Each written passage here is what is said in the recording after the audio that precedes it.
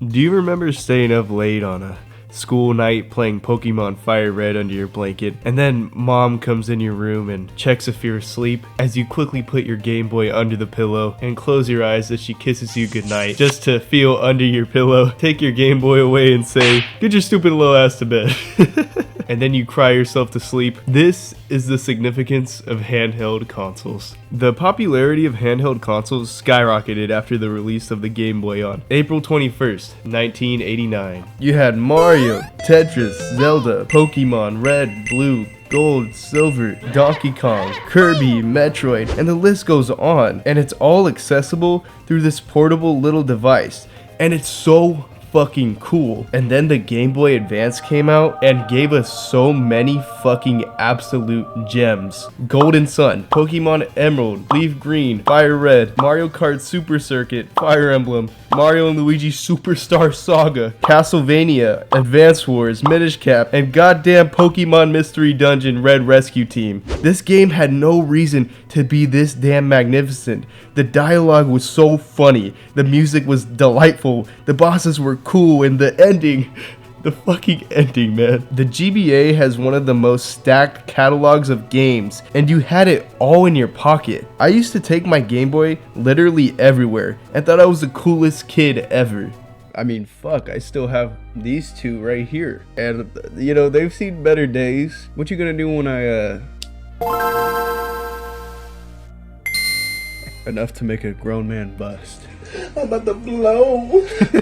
And with a strong 14-year life cycle, as we approached 2004, Nintendo announced its next innovative handheld console, the DS. And no, it doesn't stand for dual screen or dick sucker. It actually stands for developer system, because Nintendo wanted developers to make more innovative games with the tools provided. And it fucking worked. The DS is possibly one of the most unique consoles of all time.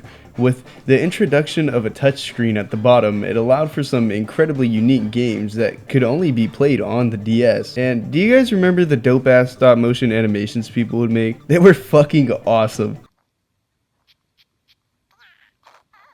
The DS felt like a very personal handheld, like it was really yours. I don't know how to really explain it. I also loved this era of graphics. The way games looked on the system was truly something special. The DS had its own identity. It was its own thing, with games that required the bottom screen, with unique mechanics implemented on them. Do you remember Mario Party DS and you had to like blow in the mic for some of the mini games, and even having to talk into it? The stylus caused for some interesting gameplay, like various mini games as well. The DS gave the freedom for more franchises to get fun spin-offs and creative takes on games that wouldn't have been possible otherwise. And this is the reason I feel that the PSP ultimately failed. It was trying to do way too much at a time where the technology simply wasn't advanced enough. Its catalog pretty much consisted of watered down console games that played a hell of a lot worse. It really didn't have many exclusives, and that's why I think it didn't sell anywhere near as much as the DS. It really just didn't have much going for it. This leads me to the 3DS. I also have two of these babies as well, with my Galaxy Purple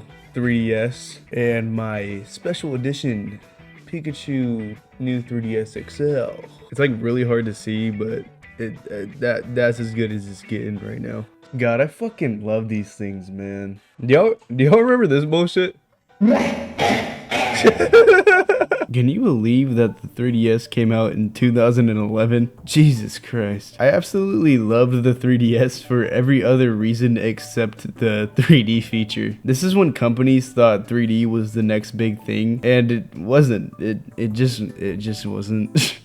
It made my eyes hurt and it was stupid. It gave me headaches. Fuck you. But this console had some fantastic titles on it, even reviving the Kid Icarus franchise with Uprising. It was such a phenomenal game and gave the characters so much personality, and I actually enjoyed using the stylus. And Link Between Worlds was such a clever reimagining of A Link to the Past, and gave a new generation a way to experience the game like never before. The painting mechanic worked so well, and you were able to complete the dungeons in any order that you wanted, allowing for so much freedom and replayability. And the Ocarina of Time remake was so beautifully executed. It was pretty, it was fun and it was faithful. All you could ever ask for in a remake. Also, the 3DS and handhelds in general are some of the coziest consoles ever, especially with Animal Crossing New Leaf and Tomodachi Life. Tomodachi Life is such an acid trip of a game. It's like that episode of Adventure Time when Finn gets miniature versions of him and his friends and virtually plays God. This game is that.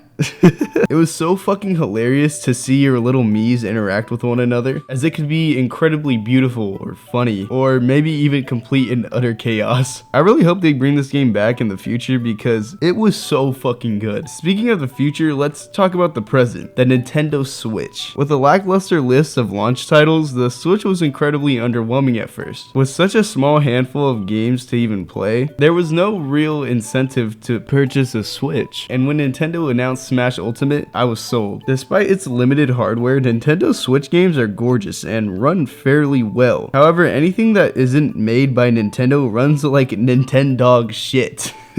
I don't personally have a problem with the Steam Deck, nor do I own one, but from what I've heard, it's pretty solid. It runs PC games pretty smoothly, it's easily repairable, it runs emulators, and it's at a decent price point as well. Some drawbacks are the battery life, lasting anywhere between 2 to 8 hours, and some software limitations, but other than that, it doesn't seem too bad. Technology is evolving at such a rapid rate. The 3DS was only 13 years ago, and now we have a portable PC. There's also been some shit handhelds as well. Like, do you remember the Soulja game? What the fuck was Soulja Boy thinking? He couldn't even sell his music anymore. What made him think he was gonna be the next Reggie? And this isn't even the only exception. There's the Philips CDI, the Sega 32X, Atari Jaguar, Nokia N-Gage, Nuon, Apple Pippin, Ouya, the Phantom, Tiger Gizmondo, and the Virtual Boy. All examples of straight up dookie dog shit.